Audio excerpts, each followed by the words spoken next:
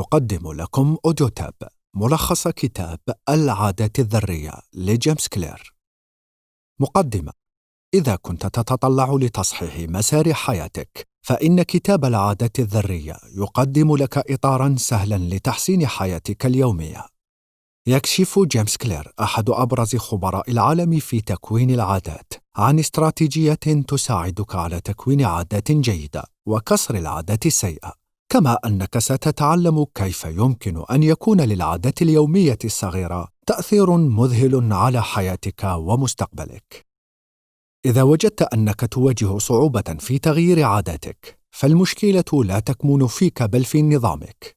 إن دماغك مبرمج على إكمال أنشطة سهلة توفر الإشباع الفوري. لحسن الحظ، يوفر جيمس كلير نظاماً مؤكداً سيساعدك في تغيير عاداتك والارتقاء بحياتك إلى مستويات جديدة.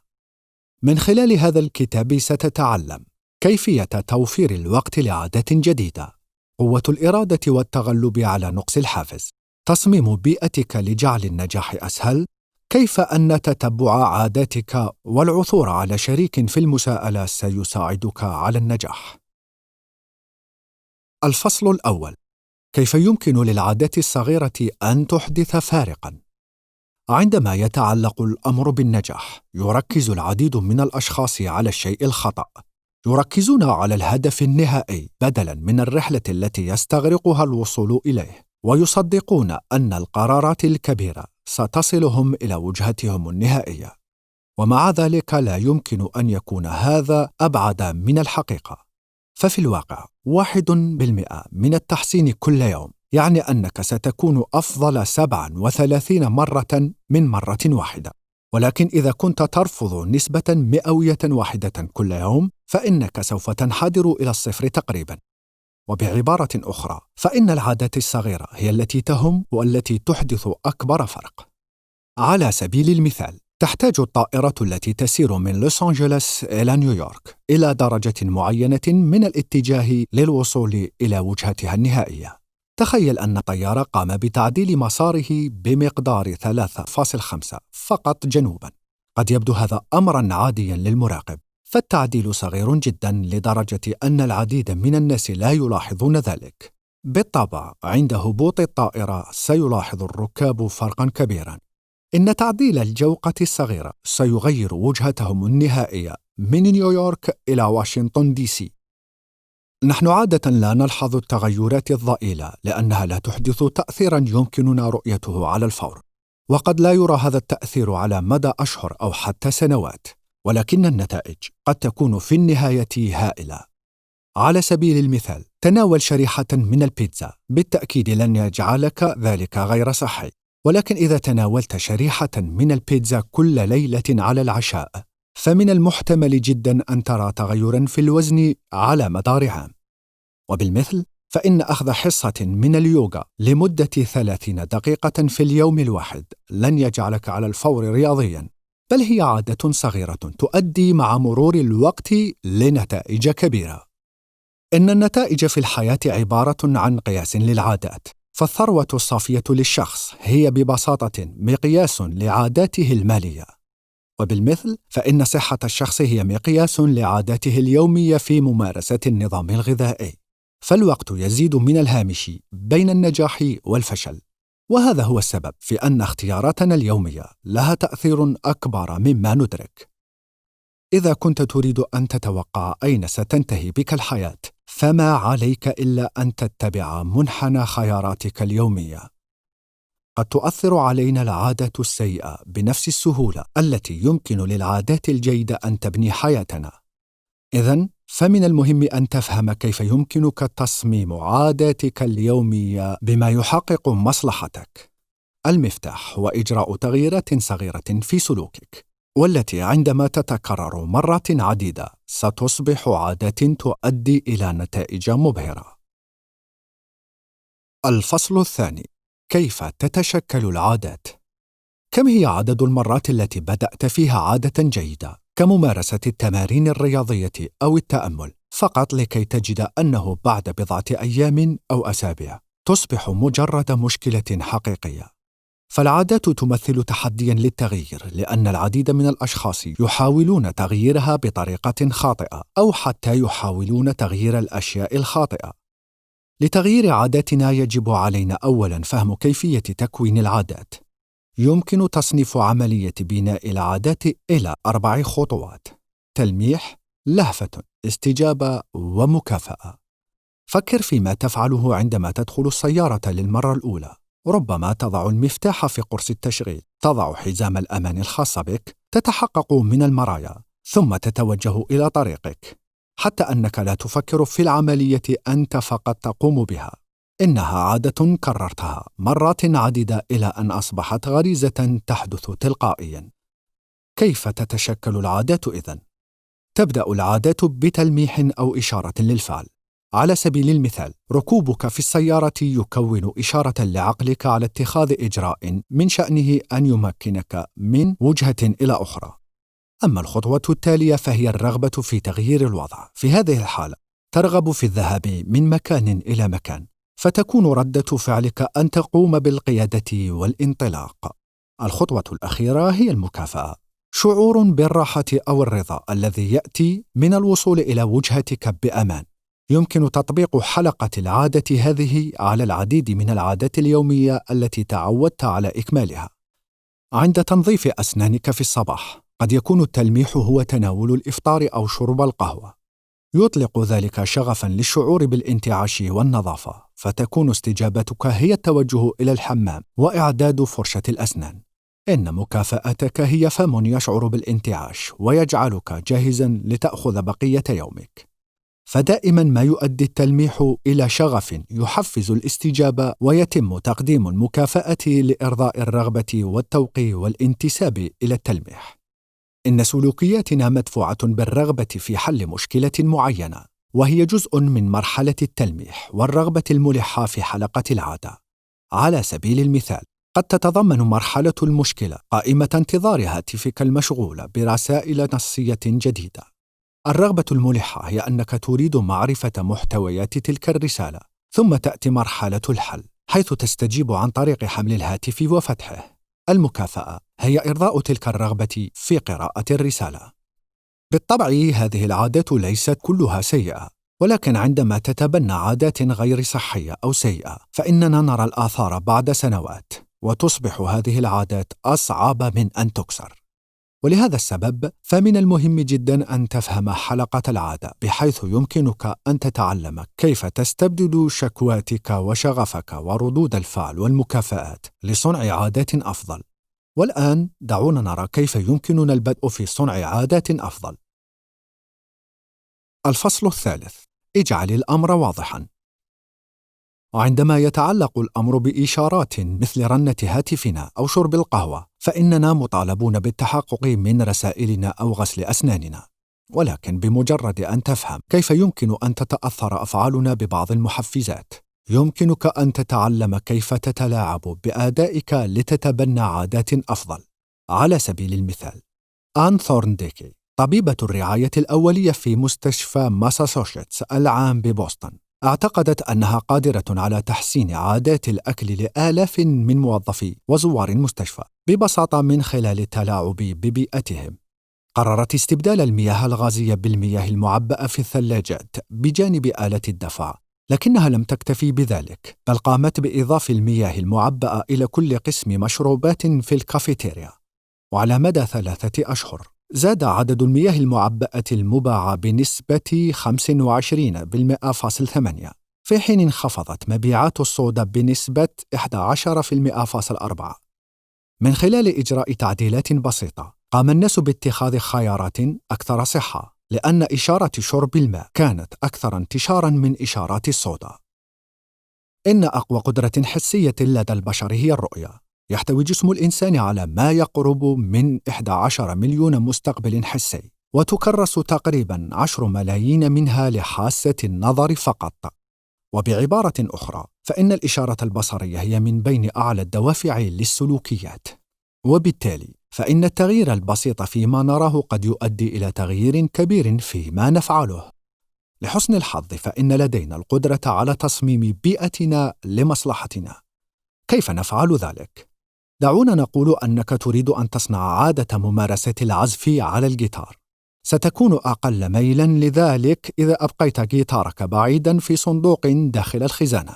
بدلاً من ذلك، يجب أن تضع الجيتار الخاص بك في مكان ما يمكنك رؤيته بسهولة، مثل منتصف الغرفة. تريد أن تتدرب أكثر؟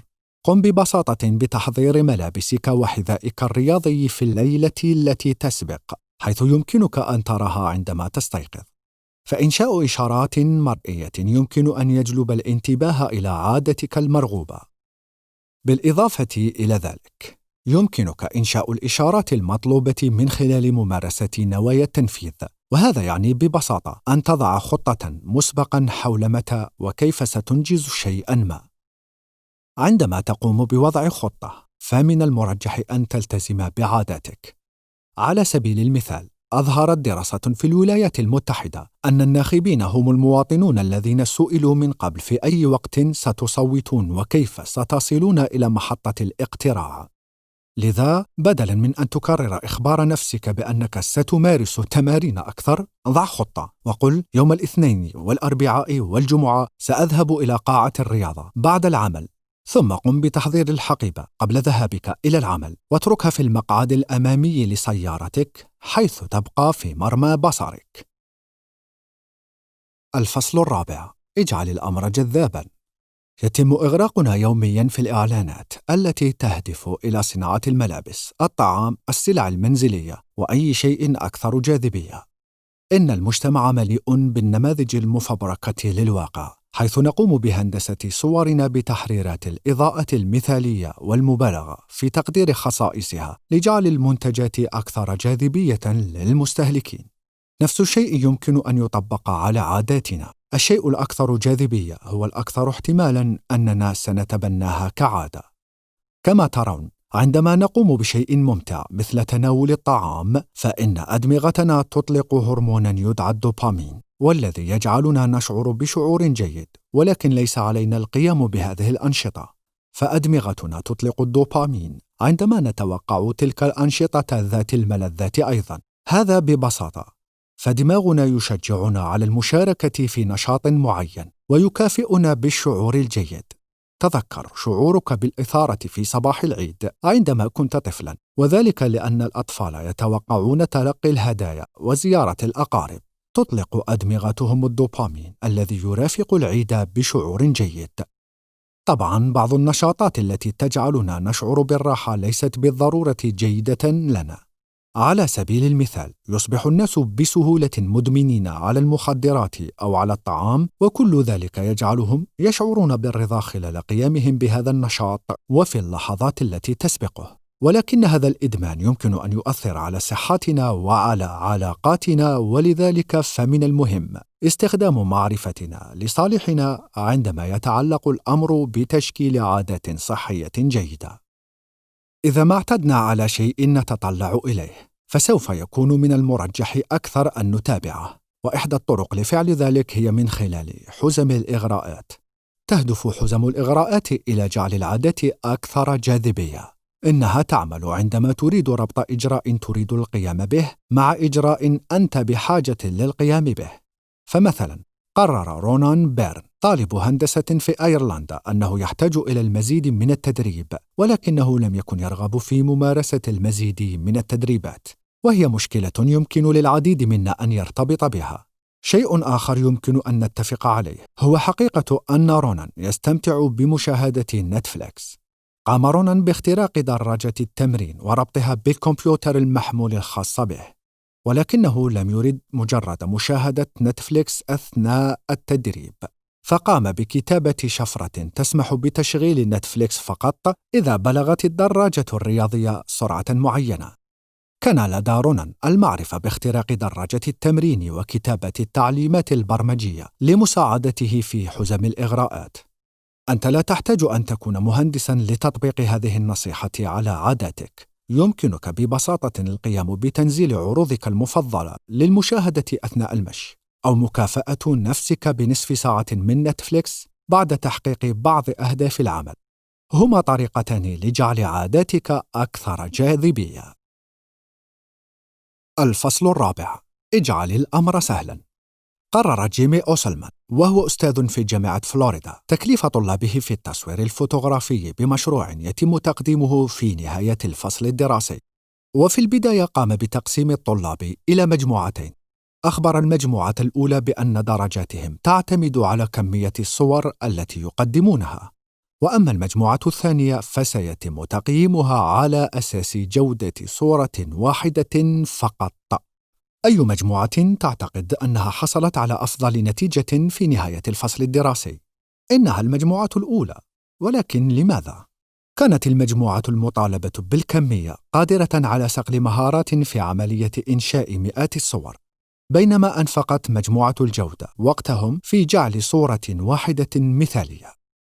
يمكننا تطبيق هذا المفهوم على عاداتنا كذلك، فغالباً ما يكون الناس أكثر تركيزاً على اكتشاف أفضل الطرق حتى لا يتخذوا الإجراءات اللازمة. قد يبحثون في التخطيط ووضع الاستراتيجيات، ولكن لا يعملون أبداً على أساس العادات التي يرغبون في صناعتها. لذا فإن مفتاح التحكم في أي عادة هو أن تتوقف عن القلق حول المدة التي ستستغرقها لتشكيل عادة جديدة، وبدلاً من ذلك اجعلها سهلة وابدأ في تطبيقها. نحن بطبيعتنا البشرية نتحمس أكثر لفعل ما هو سهل. كلما زادت الطاقة التي تحتاجها عادة ما، كلما قل احتمال تكرارها. بالطبع، جعل العادة الصعبة سهلة يبدو شيئاً مستحيلاً، لكن هناك العديد من النصائح والخدع لجعل حتى أصعب العادات سهلة وبسيطة. على سبيل المثال، عادة إرسال بطاقات الاحتفال وأعياد الميلاد والعزاء وإلى آخره هي عادة لطيفة، لكن الجهد للخروج إلى المتجر واقتناء رسالة وأخيراً كتابتها وإرسالها يصنع احتكاكاً يجعلنا أقل ميلاً للقيام بذلك. على الرغم من ذلك، فقد صنعت زوجة الكاتب عملية اختراق لتجعل هذه العادة أكثر سهولة. قامت بشراء البطاقات وتخزينها في المنزل، فأصبح جيمس وزوجته أكثر تعوداً على إرسال البطاقات. لقد جعلوا العملية سهلة ولم يعد عليهم الذهاب إلى المتجر لشراء البطاقات. يمكنك استخدام هذه الأداة لوقف العادات السيئة أيضاً. أفضل طريقة لكسر عادة سيئة هي جعلها غير عملية. مثلاً، إذا كنت تريد كسر عادة مشاهدة التلفاز عندما تعود من عملك، قم بفصل التلفاز ونقل بطارية جهاز التحكم إلى مكان بعيد. ستكون بذلك أقل ميلاً إلى بذل الجهد لتشغيل التلفاز، ويمكنك بدلاً من ذلك قضاء وقتك في تشكيل عادة صحية جديدة. طريقة أخرى لجعل تكوين العادة سهلاً هي من خلال قاعدة الدقيقتين. أساس القاعدة هو أن تبدأ بشيء بسيط وأن تجعل من السهل بدء العادة. على سبيل المثال، بدلاً من أن تقول لنفسك أنك تحتاج إلى الدراسة من أجل صفك، يمكنك البدء بالأساسيات وقل لنفسك: سوف ألقي نظرة على ملاحظاتي. من خلال تقسيم العادات إلى خطوات بسيطة، إنك تجعل العادة أسهل لتكوينها، مما يزيد من احتمال تبنيها بشكل متواصل. الفصل السادس: اجعله مرضياً. الخطوة الأخيرة لتبني عادة طويلة الأمد في جعلها مرضية. لقد فهمت الشركات الناجحة هذا المفهوم جيداً وهي تستخدمه لمصلحتها.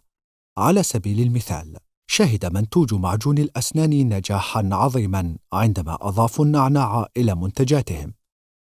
فقد سمح النعناع للناس بالاستمتاع بتنظيف أسنانهم لأنها أدت إلى شعور جيد بالانتعاش. إذا لم تكن التجربة مرضية فقد لا تتكرر مرة أخرى. في التسعينات عمل ستيفن لوبي في أحد أحياء كاراتشي كباحث في الصحة العامة، وخلال فترة وجوده هناك حقق لوبي انخفاضاً في الإسهال بين الأطفال المحليين بمقدار 52%، بالإضافة إلى أن نسبة الالتهاب الرئوي انخفضت بنسبة 48%، والأمراض الجلدية بنسبة 35%. كيف استطاع تحقيق ذلك؟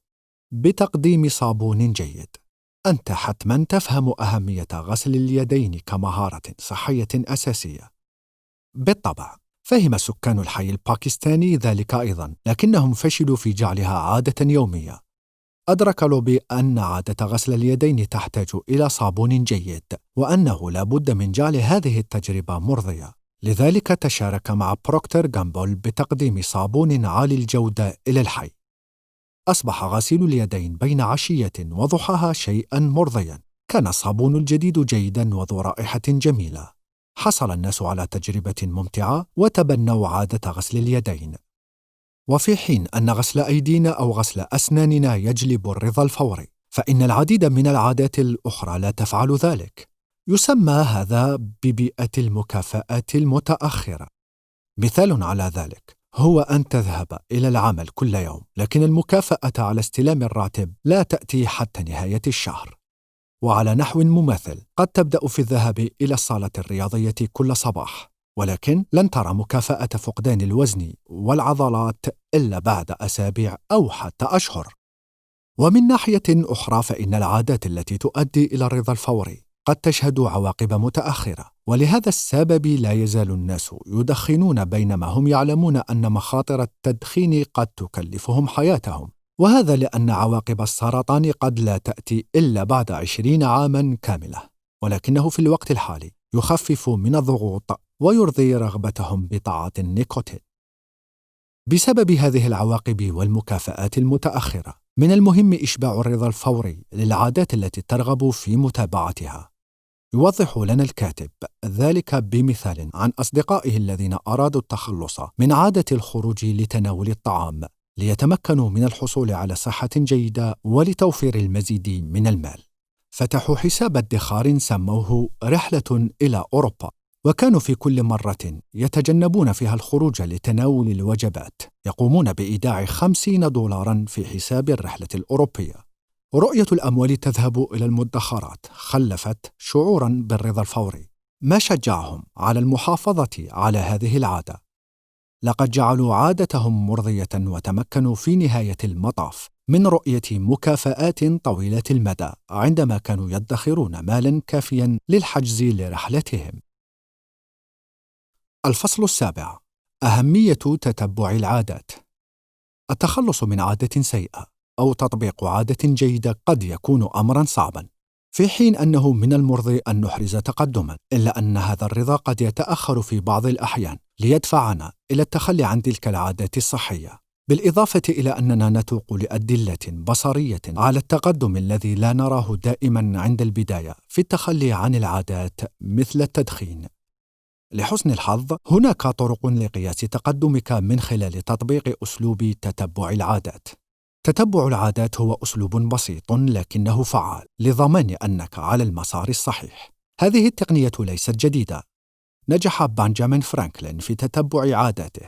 في سن 20 بدأ فرانكلين يحمل معه كتيباً إلى كل مكان يذهب إليه. في هذا الكتيب سجل كل مرة تمسك فيها بفضائله الشخصية 13، وكانت فضائله تتلخص في أنشطة تهدف إلى تجنب المحادثات التافهة، كما تضمنت أيضاً أموراً ينبغي عليه أن يقوم بها كل يوم، كأن يفعل دوماً شيئاً مفيداً.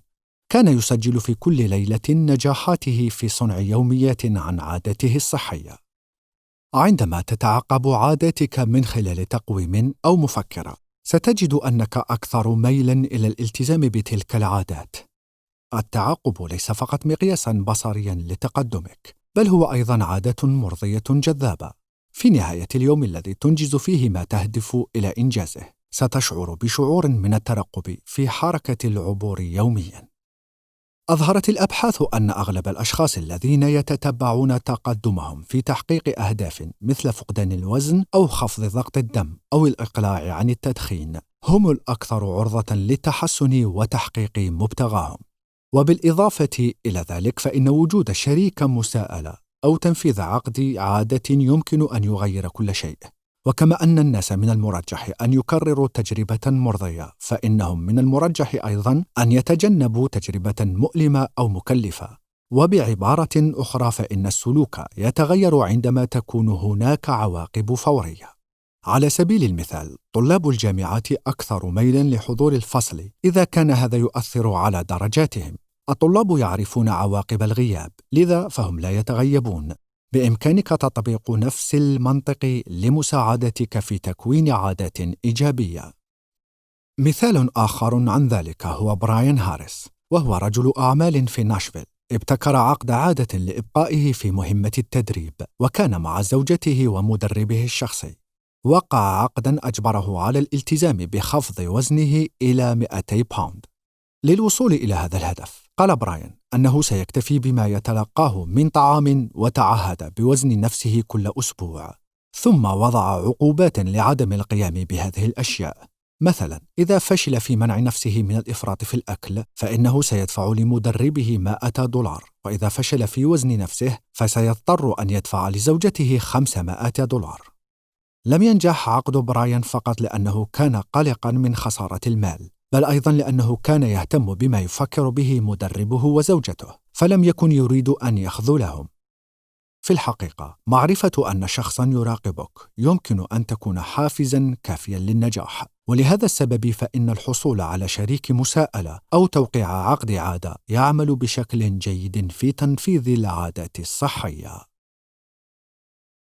الخلاصة: بينما يعتقد العديد من الناس أن إجراء تغييرات كبيرة هو مفتاح النجاح، فإن الأشياء الصغيرة التي نقوم بها كل يوم لها تأثير أكبر على حياتنا. العادات اليومية الصغيرة ستؤثر على الشخص الذي نصبح عليه في المستقبل. لذا فمن المهم أن نتبنى عادات صحية لضمان أن نعيش حياة ناجحة طويلة. بالطبع إن القول أسهل من الفعل، فتكوين عادات جديدة قد يكون صعباً بشكل لا يصدق، ولكن ولحسن الحظ هناك العديد من النصائح والخدع التي تساعدك على تنفيذ عادة جديدة اليوم، وتتضمن القوانين الأربعة لتشكيل العادات، جعلها واضحة، جذابة، سهلة ومرضية.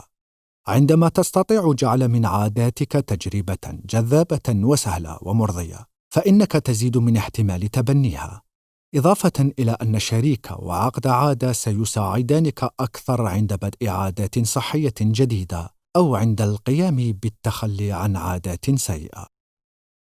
استمعتم إلى ملخص كتاب العادات الذرية لجيمس كلير، قرأه عليكم سعيد ولد محمد.